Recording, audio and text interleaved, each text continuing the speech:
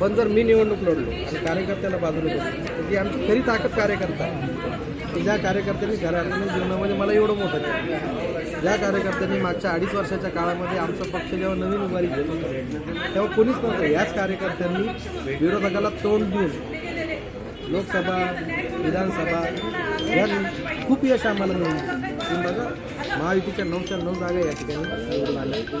लोकसभेला जी सीट आमची निवडली 1,40,000 मतांनी निवडून आली. मराठवाड्यात एकही सीट नाही आली, ते दुर्दैव आहे.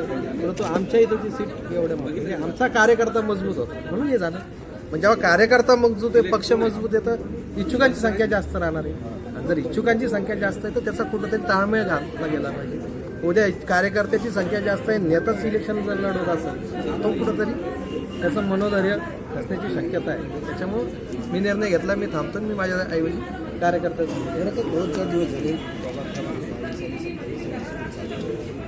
त्याबद्दल मला माहीत नाही. काल संध्याकाळपासून मी या प्रोसेसमध्ये कोणत्या जागा त्यांनी सोडल्या आम्हाला माहीत नाही, कोणत्या प्रभागमध्ये 2 सोडल्या 1 सोडल्या आम्हाला माहीत नाही. परंतु जी काही संख्या मीडियाच्या माध्यमातून ती संख्या अतिशय आणि कुठंतरी कार्यकर्ता त्याच्यामुळे दुखावले जाण्याची शक्यता आहे. आणि त्याला उद्या उत्तर द्यायचं आहे मला. एखादा आमचे 7 नगरसेवक याच्यातून बाद होतात. आमच्या 7 नगरसेवक असलेल्या जागा सोडल्या जातात. उत्तर देणारा जिल्हा प्रमुख म्हणून ती जबाबदार. परंतु याच्या सगळ्या बैठका झाल्या याच्यावर होतं की तेवढं जागा नाही. पण आज जेव्हा मी प्रोसेसमध्ये नाही आहे तेव्हा आता माझ्या लक्षात येतं की आपल्या जागा कमी झालेल्या आहे.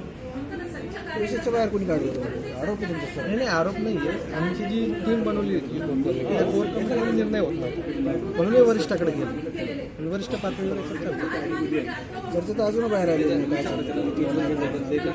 तुम्ही अशा भरपूर चर्चा आहे आमच्यापर्यंत पोहोचलेल्या आहे. भरपूर कार्यकर्त्याचे आम्हाला फोन येत आहे. भारतीय जनता पार्टीने ज्या ज्या प्रभागामध्ये त्यांच्या उमेदवाराला अर्ज भरायला लावले त्याच्यावर निश्चित लक्षात आलं